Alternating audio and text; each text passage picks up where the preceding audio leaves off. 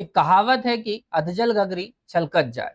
इसी के चलते बड़े बुजुर्गों ने एक बात कही है प्यारे साथियों, वो कहते हैं कि यदि आप भीड़ तंत्र में हैं, ध्यान से सुनना कि यदि आप भीड़ तंत्र में हैं और आप किसी विषय का अच्छा नॉलेज नहीं रखते हैं, तो आप चुप रहें, इससे बेहतर कुछ नहीं होता। आप चुप रहें, इससे बेहतर कुछ नहीं होता। साथियों, जो ताज़ा विवाद है वह इस विषय को लेकर है कि बेसिकली एक मूवी अभी बनी है। ये मूवी रिलीज़ होने के कुछ ही क्षणों दिन की बात हो रही है, पर इसके चलते हुआ ये कि सेंसर बोर्ड ने अपनी कैंची चलाई इस मूवी। अब चूँकि सेंसर बोर्ड जहाँ पर वही सेंसर बोर्ड जो एक तरीके से अपन बोल सकते हैं कि वेब सीरीज़ में फूहड़-वासा और नग्नता को प्रदर्शित करने में किसी प्रकार की कोई रोक नहीं लगाता, वही सेंसर बोर्ड जब एक मूवी तैयार होती है, तो उस मूवी में कुछ न कुछ कटिंग करने को तैयार हो जाता है। ठीक है, सही है, आपको बनाया गया है, ये भी उचित है। पर इससे ज़्यादा जो मुद्दा गरमाया वो इस मूवी के लिए जो कुछ एक तरीके से वक्तव्य प्रयोग करे गए, जिसके आधार पर जो है एक बड़े डायरेक्टर की बात कह सकते हैं या एक ऐसा वेल एस्टेब्लिश्ड डायरेक्टर की बात कर सकते हैं, जिसके अंदर की एक हीन भावना निकलकर समाज को जो है दूषित करती हुई दिखी। अब इसमें दोनों पक्ष हैं, जो पक्षकार हैं मतलब जो ज्योतिबा फुले का पक्ष लेने की कोशिश कर रहे हैं, वो बोल रहे हैं कि ब्राह्मण विरोधी मतलब जो चीज़ें हैं वो बिल्कुल सही हैं या ऐसा हमारा शोषण हुआ है, वो वाली बात होती है। जो ब्राह्मण हैं, वो ये इस तरीके से तर्क दे रहे हैं कि भैया जैसे मनोज मुंतशिर लोगों के जब वक्तव्य को तुम सुनोगे तो तुम पाओगे कि वो तो खुला चैलेंज दे रहे हैं अनुराग कश्यप को कि ले बेटा 21 लोगों के नाम गिना दिए, 21 ब्राह्मणों के नाम गिना दिए, बता किसके ऊपर मुतेगा, वो वाला सीन चल रहा है। तो कहने का तात्पर्य ये है कि जिस प्रकार की ये भाषाएँ धीरे-धीरे प्रयोग होती जा रही हैं, इस पर मैंने एक टॉपिक आपको पहले भी बना के दिया था। भारतीय समाज का अवमूल्यन, ध्यान से समझना ये भारतीय समाज के अवमूल्यन को दर्शाता है कि किस आधार पर लोग पैसे कमाने, एक अच्छी गुडविल कमाने, इसी के साथ-साथ समाज को एक तरीके से भ्रमित करने, ध्रुवीकरण करने में किस तरीके से योगदान दे रहे हैं। इन संपूर्ण बातों को वन बाय वन मैं आपको समझाने वाला हूं, पर इसके लिए आपको एंड तक सेशन को देखना होगा और क्या ये आपके सिलेबस से रेलेवेंट है, तो मैं कहूंगा मैं दो जगह से रेलेवेंट करके और बाकायदे कंटेंट कॉन्सेप्ट और आंसर राइटिंग के साथ आपको दे रहा हूं। एंड तक आप इसको देखना, आपको यकीन हो जाएगा कि नहीं इसमें अन्यथा कोई भी बातें नहीं है। इस पे बातें बिल्कुल सटीक हैं, बिल्कुल एक तरीके से प्रोमिनेंट बातें हैं और उन बातों से आप पास भी हो जाएंगे, आपको नॉलेज भी हो जाएगा। चलिए, नमस्कार साथियों, मेरा नाम है अतुल कुमार गर्ग और स्वागत करता हूं मैं आप सभी का हमारे इस डिजिटल ऑनलाइन प्लेटफ़ॉर्म में। सभी साथियों का बहुत अभिनंदन है हमारे साथ जुड़ने के लिए। सेशन को लाइक और थोड़ा-सा अपने मित्रों तक शेयर ज़रूर करें, यदि आपको अच्छा लगे, वो आप एंड में डिसाइड। चलिए, आगे बढ़ते हैं तो इसी से जुड़े कुछ बिंदुओं पर मैं फटाफट वन बाय वन चर्चा कर लेता हूं, तो आपको अब स्क्रीन पर मेरे हिसाब से कुछ दिख रहा होगा। अब दिख रहा होगा आई थिंक जो है ज्योतिबा फूले साहब के कहीं न कहीं मन में विचार तो आ रहा होगा कि भैया अब हमें बख्श दो, कृपया करके जो है अपना-अपना काम करो। अब हमें बख्श दो, कृपया करके अपना-अपना काम करो। क्यों आप जब देखेंगे देखिएगा एक तरफ यहाँ पर ज्योतिबा फूले साहब का फ़ोटो लगा हुआ है, एक तरफ प्रतीक गांधी और जो उनकी को-एक्टर हैं उनका फ़ोटो लगा हुआ है। वही प्रतीक गांधी जो कहीं न कहीं स्कैम 1990 की चर्चा करते हुए दिख जाते हैं आपको, जहाँ पर बोलते हैं कि एक तरीके से इश्क है तो रिस्क है, पर वो भी बोलते हुए नज़र आ रहे हैं। मुझे ऐसा लग रहा है उनके मन में चल रहा होगा कि अब नहीं बोलूँगा भैया इश्क है तो रिस्क है। और वहीं पर एक जो है ख्याति प्राप्त डायरेक्टर की फ़ोटो लगी हुई है, जहाँ पर उन्होंने अपने इंस्टाग्राम अकाउंट में ये फ़ोटो वहीं से लिया गया है मेरे प्यारे बच्चों, इसमें कहीं पर ऐसा नहीं है कि खुद से कुछ जोड़ा गया है, इस बात को समझना। इन्होंने अपने खुद ट्विटर जो एक तरीके से जो इंस्टाग्राम हैंडल है, उस पर बाकायदे इस तरह की तस्वीर पेश करके जो है खुद अपने अकाउंट पे लगा रखी। इसके पीछे कारण क्या हुआ है पहले उस बात को समझना। जैसे ही सेंसर बोर्ड ने एक तरीके से कैंची चलाई, ध्यान से समझना, जैसे ही सेंसर बोर्ड ने इस पर एक तरीके से कैंची चलाता है सेंसर बोर्ड, तो सेंसर बोर्ड की कैंची चलाते ही ये कहीं न कहीं थोड़ा-सा मामला गड़बड़ा गया। अनुराग कश्यप की थोड़ा-सा बुरा लगा या जो भी उनके मन में भाव आए होंगे वो सकते हैं। इसके चलते उन्होंने क्या है एक थोड़ा-सा ऐसा कमेंट करा जिसकी एक्सपेक्टेशन उनसे कतई नहीं करी जाती। इसकी प्रतिक्रिया स्वरूप देखो, आज मैंने आपको बोला ना कि छोटी-सी बात भी बोल दो, उसके लिए लोग इस तरीके से बिल्कुल आमादा हो सकते हैं कि वो अपना सारा काम, क्योंकि कुछ लोगों के पास काम ही नहीं है। मैं आपको बता रहा हूँ, लोगों के पास एक्चुअल मुद्दे हैं ही नहीं, इसलिए वो इन मुद्दों पर चर्चा करने के लिए हमेशा फुर्सत बैठे रहते हैं। देश के युवाओं को, देश के लोगों को काम दे दो, मैं तो कहता हूँ उनको कोई ज़रूरत नहीं है इन सब कामों में इन्वॉल्व होने की, पर चूँकि फ्री हैं, तो कभी वो इस तरीके के शो देखते हैं, इंडियाज़ गॉट लेटेंट करके, ये समाज का अवमूल्यन ही है। इसी प्रकार महाकुंभ में जिस प्रकार से हमारे यहाँ आप देखना कि वीडियोग्राफी हो रही थी, खासकर उन विशेष लड़कियों की या एक तरीके से महिलाओं की जो जो मतलब जिनको पता ही नहीं कि हमारी कोई रिकॉर्डिंग कर रहा है और इसके बारे में एक अच्छा खासा रैकेट चलाया गया। इसी के आधार पर एक पहली क्लास है, आपको बाकायदे वीडियो मिल जाएगा जिस पर मैंने चर्चा करी थी कि भारतीय समाज का अवमूल्यन। अब देखिएगा, ये मैंने नहीं लिखा है, ये इन्हीं के ट्विटर अकाउंट या जो भी बाकी अकाउंट से फोटोज स्नैप्स हैं वो मुझे मिले हैं, वही मैं यहाँ पर आपको दे रहा हूँ। अनुराग कश्यप 1010 करके जो है इनका पूरा ऑफिशियल हैंडल है, चैनल है। तो इसके पहले देखिएगा, जो पहला वाला फेस है, पहला वाला फेस मैं अभी आपको सर्कल करता हूं तो आपको और अच्छे से समझ में आ जाएगा। देखिएगा, ये वाला फेस की चर्चा हो रही है मेरे प्यारे बच्चों, जो मेरे मतलब एक तरीके से आपके स्क्रीन में आई थिंक जो है ये वाला फेस देखिएगा। ठीक, ये वाला ठीक है ना, ये मैंने रेड सर्कल कर दिया इसके ऊपर, ठीक है। यहाँ पर जब आप यहाँ नीचे वाले कमेंट्स को पढ़ोगे तो देखो कहीं ना कहीं ये वो व्यक्ति है जो कहीं ना कहीं शोषित खुद को फील कर रहा है, या उसे लगता है या उसके मन में ऐसे विचार हैं कि भारतीय समाज का जो है, ब्राह्मणों ने भारतीय समाज में कहीं ना कहीं शोषण करा है। उसके मंतव्यों से ये ले मुझे लग रहा है, और उसका कहना है कि भाई ब्राह्मणों ने ऐसा करा है तभी तो ज्योतिबा फूले जैसे लोगों को इस तरीके के आंदोलन करने या विरोध करने की जरूरत क्या थी। ठीक, ये बात हो गई। इसी के चलते जब अनुराग कश्यप ने थोड़ा सा एक ऐसे लहजे का प्रयोग करा जिससे कुछ व्यक्ति या कोई भी व्यक्ति चिढ़ा, जिसका नाम है देखो हीरो करके, जो भी है हीरो देयर साइड वाला जो भी है वैसा भी है, इन्होंने एक कमेंट करा। एक कमेंट के तौर पर इन्होंने क्या बोला कि ब्राह्मण तुम्हारे बाप हैं, जितना तुम्हारी उनसे सुलगेगी उतना तुम्हारी सुलगाएंगे। इस बात को समझना। तो इसके चलते जो अनुराग कश्यप है ये थोड़ा सा और लहजा को पार करते हुए या सीमाओं को पार करते हुए, जिसे बोलते हैं ना बच्चों कि देखो फ्रीडम ऑफ स्पीच सबके लिए, इस बात को समझना, मेरे लिए, आपके लिए, सबके लिए फ्रीडम ऑफ स्पीच जो है उपलब्ध होती है। पर फ्रीडम ऑफ स्पीच का आप किस हद तक उपयोग कर रहे हैं ये आपको बहुत अच्छे से इल्म होना चाहिए, इस बात की आपको समझ होनी चाहिए, ये आपको पता होना चाहिए। ठीक है ना। जिस तरीके से संविधान में आपको मूल अधिकार प्राप्त हैं, उन्हीं मूल अधिकारों में एक छोटा सा स्टार लगा है जिसके बारे में शायद आपको किसी ने कभी ना बताया हो, और बताया नहीं हो तो भैया एक दिन पॉलिटी की क्लास पढ़ना, उसमें भी बता दूंगा। समझ गए बात को। मैंने बोला तुम्हें घूमने की आजादी है, अनुच्छेद 19(1)(d) के अंतर्गत तुम्हें घूमने की आजादी है, पर इसका ये मतलब नहीं है कि तुम भारत और जो एक तरीके से पाकिस्तान के बॉर्डर में जाके खड़े हो जाओगे और बोलोगे मुझे घूमने की आजादी। गलत बात है। समझे बात को। तो इसीलिए इस चीज को समझिए कि बोलने की आजादी है तो भैया ये क्या बोलते हैं, देखिएगा कि ब्राह्मण पे तो मैं मतलब आप समझ रहे हैं, शब्द बोलने के लिए भी चिंताजनक हो जाते हैं कि यार तुम एक वेल सेटल्ड डायरेक्टर हो, बहुत अच्छी मूवियां, जब आप, मैं बोलूंगा अनुराग कश्यप की मूवियों पे चर्चा करोगे ना तो आप खुद जो है एक तरीके से कहीं ना कहीं वो हो जाओगे कि नहीं यार, डायरेक्टर वाकई में कितनी खतरनाक मूवियां बनाता है, जिसके बारे में मैं आपको अब देखो थोड़ी देर से आपको दिखाता हूँ। ठीक है ना। तो इन मूवियों पर जब आप चर्चा करते हुए दिख जाएंगे तो आपको पता चलेगा कि देखिए इन मूवियों के बारे में कि आप कितनी बेहतरीन मूवी हैं। जैसे ब्लैक फ्राइडे की बात होती है, देवड़ी की बात होती है, गैंग्स ऑफ वासेपुर से ही चमका था बंदा, इस तरीके से समझ लो। हालांकि ब्लैक फ्राइडे से अच्छा खासा चमक गया था, पर बात आती है गैंग्स ऑफ वासेपुर के 2 पार्ट्स बने थे। पहला पार्ट भी जोरदार था, दूसरा पार्ट भी जोरदार था, और उसके बाद यदि आपने, एक बड़े फेवरेट एक्टर हैं मेरे, यदि आपने देखी ना हो इनकी मूवी तो जरूर देखिएगा, द लंच बॉक्स के बारे में। इतनी जबरदस्त एक्टिंग करने वाला बंदा है, हालांकि वो हमारे बीच में अब नहीं है, पर मैं आपको बता दूं कि आप इस तरीके से जब इनका एक फिल्मी करियर को जब चेक करेंगे ना, इनकी एक तरीके से फिल्मोग्राफी को चेक करेंगे, तो अनुराग कश्यप ने एक से एक बढ़कर जबरदस्त मूवियां भी दी हैं, और अपने स्टार्टिंग करियर से लेकर अभी तक बहुत अच्छे काम भी करे थे, ऐसा मान सकते हैं। ठीक है ना। देखो क्या होता है, बोलते हैं ना कि जीवन में मेहनत करना बहुत बड़ी बात होती है, मतलब आप पूरी उम्र जो हो सकता है कई बार मेहनत कर सकते हो, पर आपकी एक गलती पूरी मेहनत को बर्बाद कर सकती है। मुझे लगता है अनुराग कश्यप के पॉइंट ऑफ व्यू से, हालांकि इसका दूसरा एंगल है वो मैं थोड़ी देर से आपको बता रहा हूं, कि इस एंगल से यदि आप देख रहे हैं जिस एंगल से, तो उस एंगल से तो इनकी थोड़ी सी लंका लगने वाली दिख सकती है, इस बात को समझना। पर आगे चलते हैं कि क्या भैया फ्रीडम ऑफ स्पीच में क्या क्या चीजें हैं, उस पर चर्चाएं करेंगे। ये सारे कमेंट्स इन्हीं के हैं, मैंने अपनी तरफ से कुछ नहीं जोड़ा है, तो आप इन्हीं कमेंट्स को एक बार आराम से इत्मीनान से पढ़ लेना, वो आपके ऊपर है। यदि कंक्लूजन के पॉइंट ऑफ व्यू पे सुनना चाहोगे तो मैं यही कहूंगा कि भाई साहब दोनों पक्ष बिल्कुल गलत कर रहे हैं, इस बात को समझना। पक्ष एक, यदि हम फिल्म वालों की बात कर लें तो वो भी बिल्कुल गलत कर रहे हैं। देखिए आप उन विषयों पर बिल्कुल और कॉन्शियस होकर वीडियो बनाइए या अपनी मूवीज को बनाइए जिन विषय से समाज में ध्रुवीकरण होता है, जिस विषय से समाज में जो है अवमूल्यन होता है और जिसके कारण समाज को हानि होती है। इन विषयों को सुलगाने की, आग बढ़ा लगाने की जरूरत किसी को नहीं है और ना किसी को अधिकार है। इस बात को समझे। आपके अंदर बिल्कुल फ्रीडम है, आप बहुत अच्छे तरीके से हर विषय को सोच सकते हो, समझ सकते हो, आगे बढ़ा सकते हो।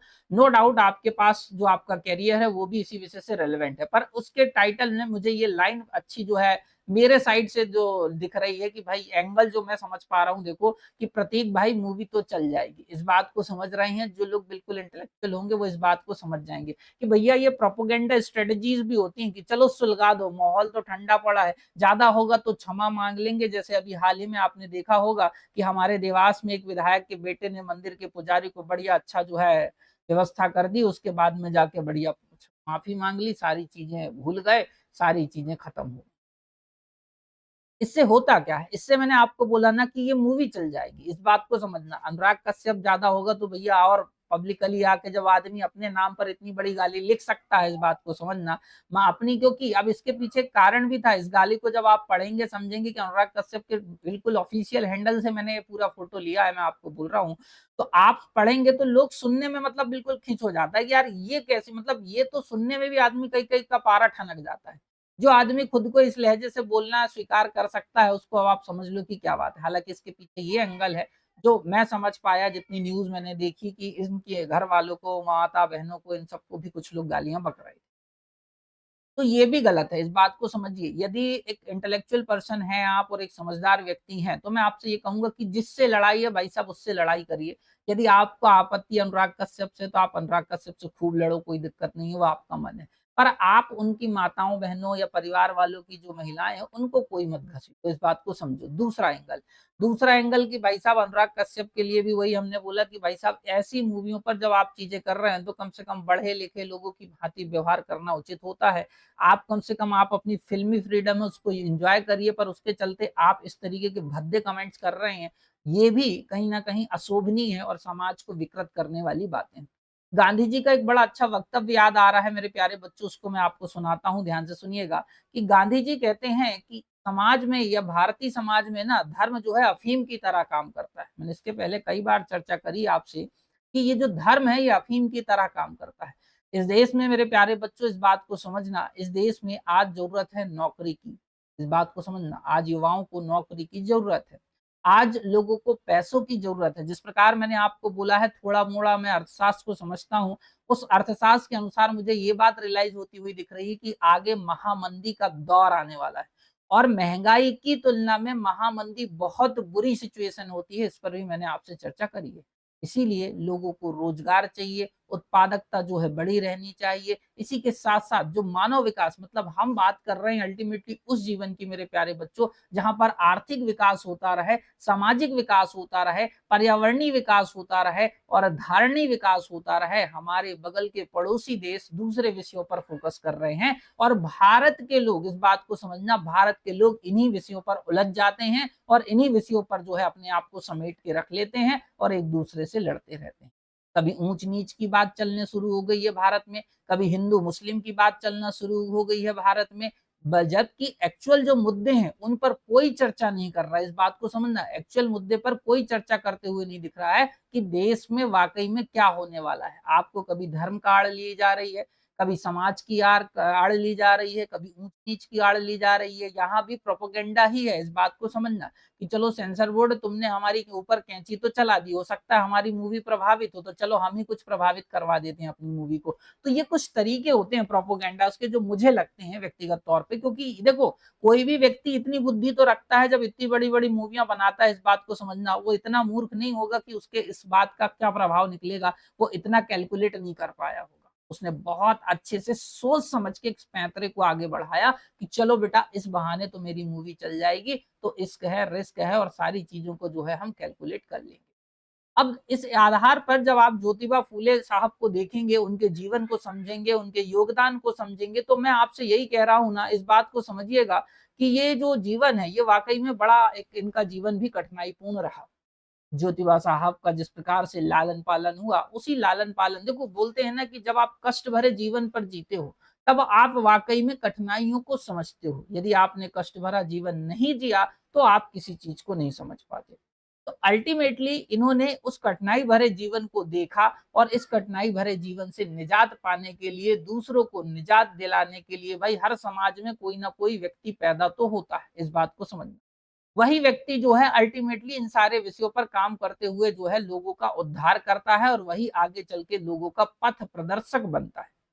इस पथ प्रदर्शन में ही कई बातें आपको जो है देखने, सुनने, समझने को मिलती हैं और इन्हीं के आधार पर हम वन बाय वन सारी चीज़ों को समझते हैं। ठीक है, चलिए, बिल्कुल, तो इस आधार पर मैं आपसे अब कुछ चर्चा कर ले रहा हूँ, कुछ विषयों पे डिस्कस कर ले रहा हूँ, उसके बाद मैं आपको जो है वन बाय वन सारे टॉपिक से जो है डील करवा भी दूँगा। क्या इतनी बातें क्लियर हैं आपको? एक बार फटाफट से कमेंट्स कर दें आप सारे लोग, तो फिर मैं आगे बढ़ते हुए दिख जाऊँगा आपको और फिर जो है बाकी संपूर्ण सेशन को समझा भी दूँगा। क्या बहुत सही। इसी के साथ देखिएगा आप यदि अपने सिलेबस को चेक कर पा रहे हैं, यदि आप एमपीपीएससी मेंस दे रहे हैं और आप अपने हिस्ट्री जैसे विषय को पढ़ रहे हैं, इस बात को समझना। तो आपको हिस्ट्री, समाजशास्त्र और एक तरीके से आपके पीएससी मेंस जैसे सब्जेक्ट के लिए ये इंडिविजुअल काम में आने वाली चीज़ें हैं। इसी के साथ असिस्टेंट प्रोफेसर जैसे एग्ज़ाम देने जा रहे हैं आप, तो वहाँ पर आपको जो है हिस्ट्री और समाजशास्त्र के संदर्भ में काम में आने वाली चीज़ें हैं। मतलब कहने का ये है बच्चों कि यदि आपके सिलेबस का ये हिस्सा है ना, ध्यान से समझिएगा कि आपके सिलेबस का यदि ये हिस्सा है ना, तो मैं आपसे कह रहा हूँ ये आपको यकीनन काम में आने वाला टॉपिक है कि कैसे तैयारी करें, कंटेंट क्या होना चाहिए, कॉन्सेप्ट क्या होना चाहिए, पास कैसे होना है। देखो मैं आपको हमेशा बोलता हूँ कि बताने को तो मेरे पास भी बहुत हो सकता है। मैं चाहूँ तो 2-2 घंटे इस विषय को तोड़-मरोड़ कर अनेक रूपों में प्रस्तुत कर सकता हूँ। पर मैं टॉपिक लेता हूँ और टॉपिक के साथ आपका वो जो कंटेंट रेलेवेंट है उसको आपको दे देता हूँ ताकि आप अच्छे से पढ़ें, अच्छे से समझें और आगे बढ़ें। ठीक है। चलिए चर्चा करते हैं।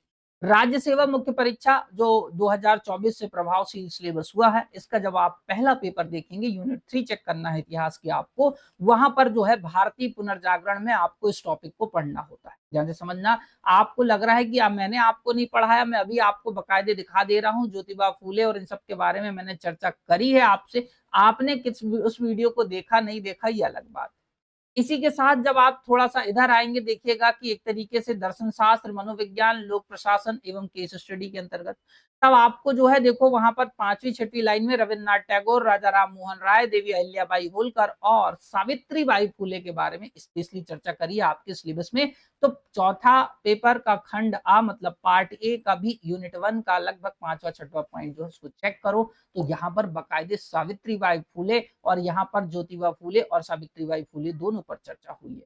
इन्हीं पर फिल्माई गई ये मूवी फुले है जो कि लगभग आई थिंक 22 अप्रैल से जो है जो है रिलीज़ होने वाली है। पर उसके पहले सेंसर बोर्ड ने थोड़ी-सी कॉपी एक तरीके से कैंची चला दी और इसके चलते अनुराग कश्यप जो है भिड़ गए और एक लड़ाई का माहौल मतलब एक तरीके से वक्तव्यों वाली जो लड़ाई है, वो कहीं और पहुँचना शुरू हो गई।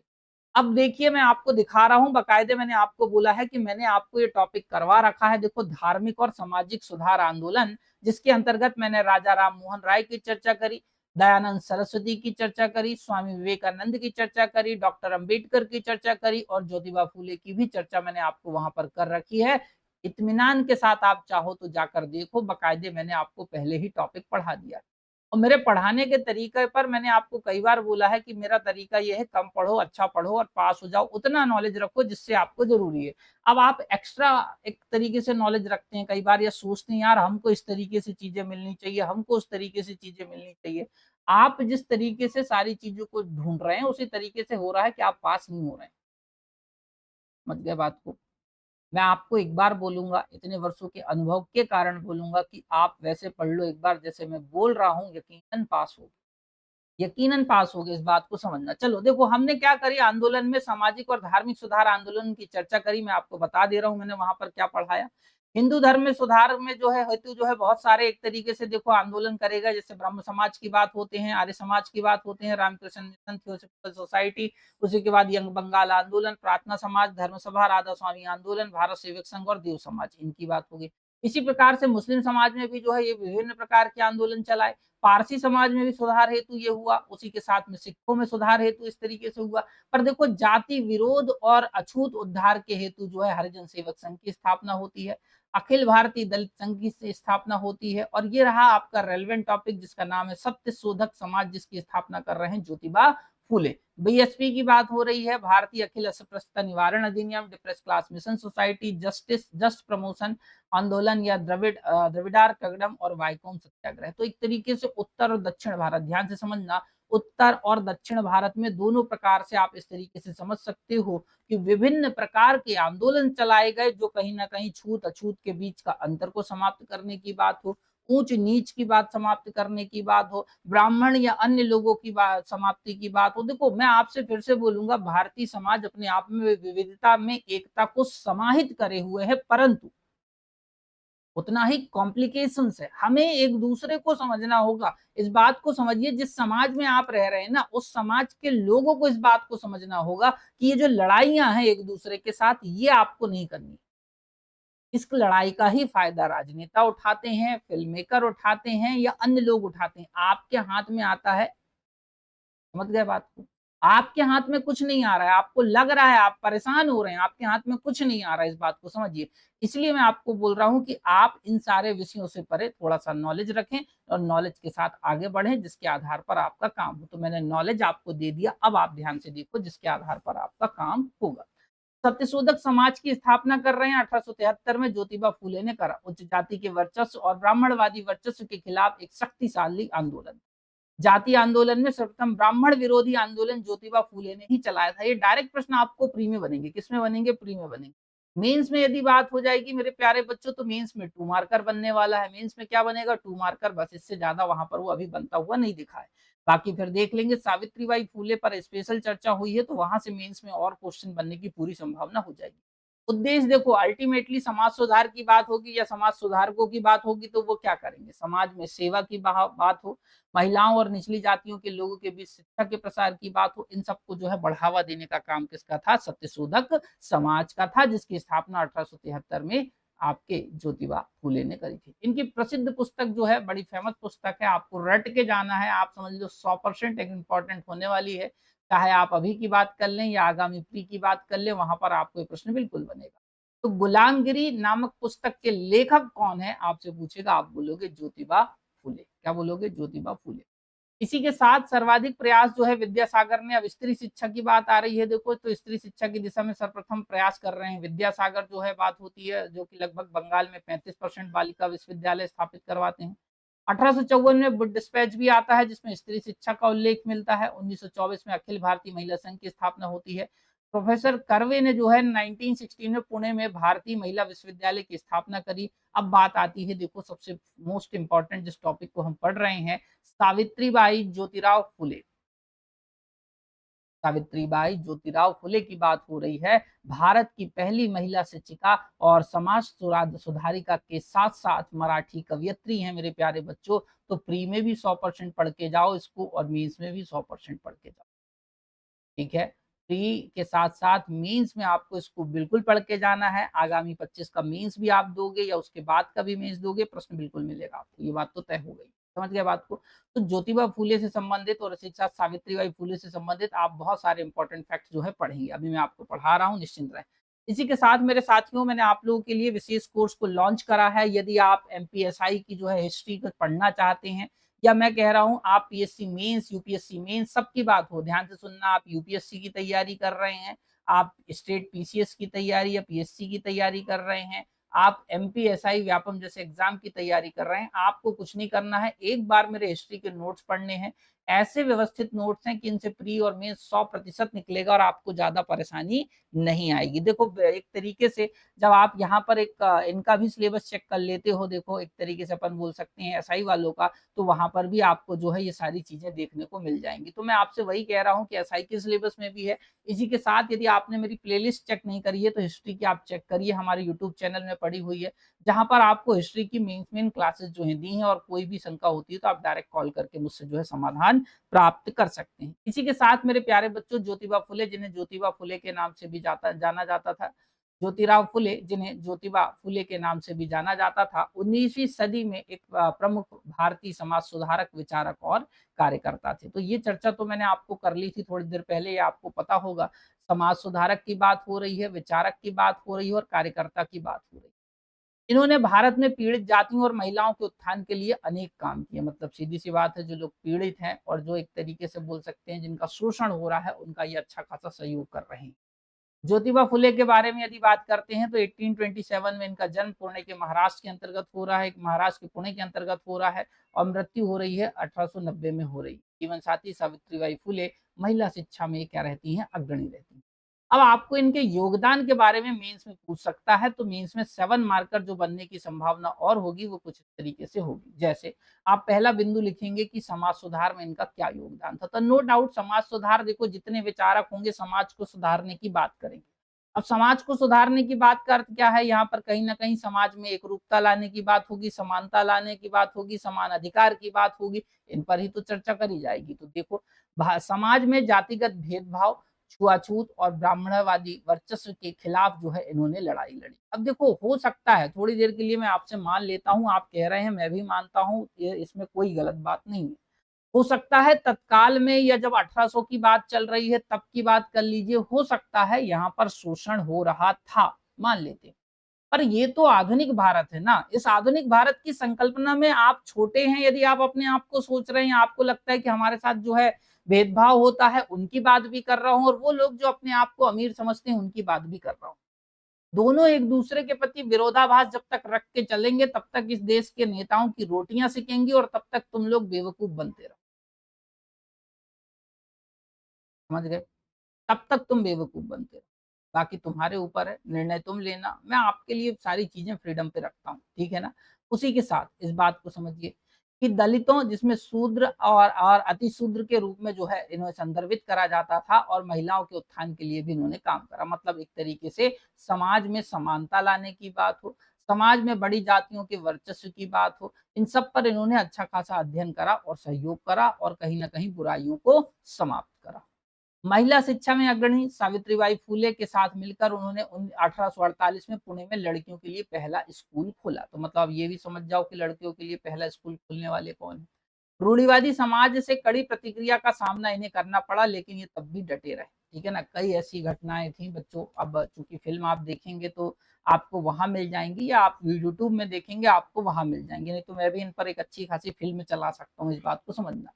पर बात ये आ रही है कि जब वो खुद महसूस करते हैं रूढ़िवादी समाज की प्रतिक्रियाओं को, तो वो समझ चुके होते हैं कि हमें समाज को बदलना होगा, क्योंकि कुछ लोग ऐसे हैं जो एक तरीके से संपूर्ण समाज का शोषण कर रहे हैं।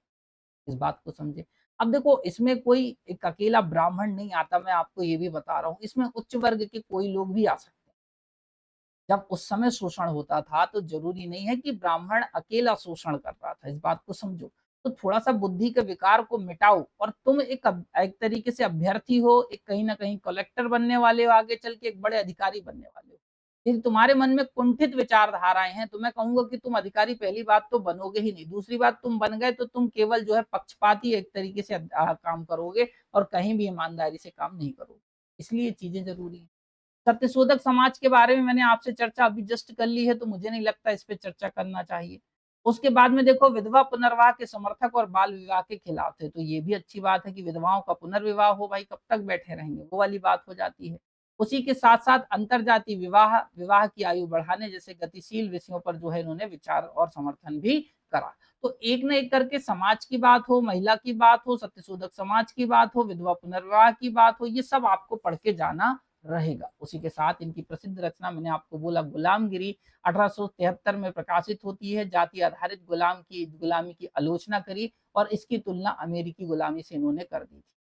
अन्य कृतियों में सत्कार्यचा जो है अशुद्ध किसानों का कीड़ा शामिल है, जिसमें किसानों की दुर्दशा का जो है एक वर्णन मिलता है, किसानों का कूड़ा सॉरी। विरासत की बात करते हैं बच्चों, भारत में सामाजिक न्याय के अग्रदूत माने जाते हैं। महाराष्ट्र 11 अप्रैल को जो है फुले जयंती के रूप में जो है मनाता है और मानव अधिकारों और समानता के लिए इन्होंने योगदान दिया और मरणोपरांत जो है इन्हें महाराष्ट्र सरकार के द्वारा सम्मानित भी किया गया। किसके द्वारा सम्मानित करा गया मेरे प्यारे बच्चों? महाराष्ट्र सरकार के द्वारा। अब बात आती है कि सर यदि मान लेते हैं कि इसमें किसी एक का पल्ला भारी नहीं है तो क्या करना चाहिए? देखो मैं आपको ये बोल सकता हूँ कि जिस प्रकार से घटनाक्रम हुआ, इस बात को समझना, पिक्चर तो रिलीज होगी ये बात तय है कि क्योंकि डायरेक्टर ने अच्छे खासे पैसे लगाए। अब डायरेक्टर ने पैसे लगाए हैं तो इसका मतलब ये है कि तुम्हें कुछ समझना होगा, अपनी बुद्धि का प्रयोग करना होगा। मैंने आपको फिर से बोला कि अनुराग कश्यप को लगभग ये बात पता रही होगी कि भैया पिक्चर चलेगी नहीं चलेगी या इसको चलाना है।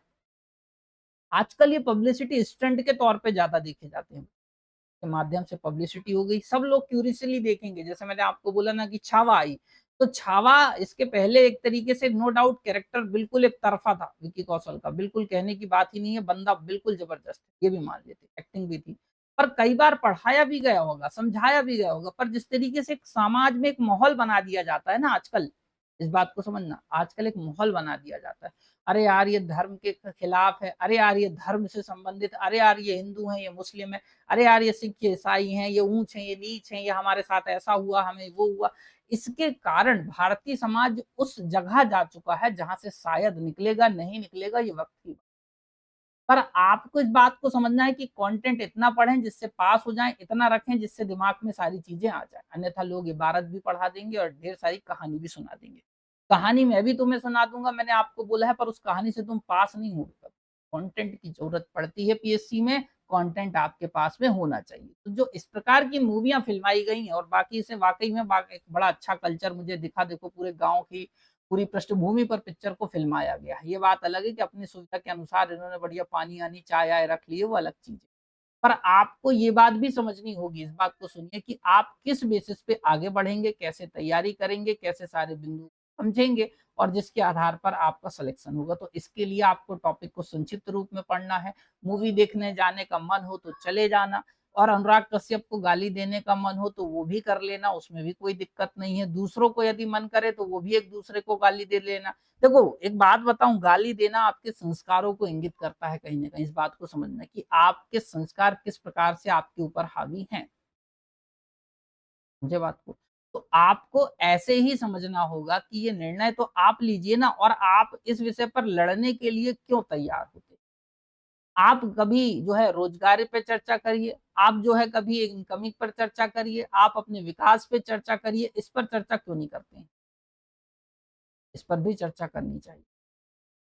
तो ऐसे ही वन बाय वन सारे फैक्ट्स के साथ आपका सारा डेटा हो गया है, जो एक तरीके से ज्योतिबा फूले हैं और सावित्रीबाई फूले हैं, वो तो बिल्कुल यही सोच रहे होंगे कि भाई साहब हमें बख्श दो, हमारे साथ आप लोग जो है इस प्रकार का बर्ताव ना करो, बस बात ये है कि आप कितना उसको समझ पा रहे हैं। भाई ज्योतिबा फूले जहाँ भी होंगे, मैं तो कहूँगा कि ईश्वर उन्हें बढ़िया अच्छे से रखे, उनकी आत्मा को शांति प्रदान करे और जिस प्रकार के ये छुड़वैये लोग हैं, जिस प्रकार से इस प्रकार की न्यूज़ें बनाते हैं, चाहे मूवीज़ बना देते हैं या अन्य लोग एक-दूसरे की बुराई कर देते हैं, चाहे वह ब्राह्मणों की बात हो रही हो, चाहे क्षत्रियों की बात हो, चाहे शूद्र की बात क्यों ना हो रही हो, आपको ये बात समझना होगा कि यदि विकास करना है तो एकजुट होके करना होगा, अन्यथा नेताओं के भरोसे तो विकास नहीं होने वाला। दूसरा, इन सब की लड़ाइयों का कभी कंक्लूज़न क्यों नहीं निकालते तुम लोग? मैं हमेशा बोलता हूँ कि कंक्लूज़न के रूप में तुम्हारी ही हार होगी, ये दोनों आदमी यहाँ पर ये दोनों आदमी दिख रहे हैं स्क्रीन पर, ये जीतेंगे ऐसे समझ जाओ। तुम्हारा होगा, नहीं होगा ये वक़्त। इसलिए मैं अतुल कुमार गर्ग अब आपसे विदा लेना चाहूँगा और यही उम्मीद करूँगा कि आप सारे संपूर्ण सेशन को एन्जॉय कर चुके होंगे। सेशन आपको अच्छा लगा होगा, कम शब्दों में बेहतर करने का मैंने एक जो प्रयास कर सकता है वो करा। इसी के साथ कंटेंट दे दिए, इस कंटेंट की आपको कॉपी जो है हमारे टेलीग्राम चैनल पे मिल जाएगी, तो वहाँ से आप इसको डाउनलोड करते हैं। बहुत धन्यवाद आप सभी विद्यार्थियों का जुड़ने के लिए, सारे लोगों का जो आज के इस सेशन में जुड़े और इस सेशन को लाइक और शेयर ज़रूर करें अपने दोस्तों तक। मैं मिलूँगा नेक्स्ट वीडियो में। जय हिंद, जय भारत और बहुत धन्यवाद।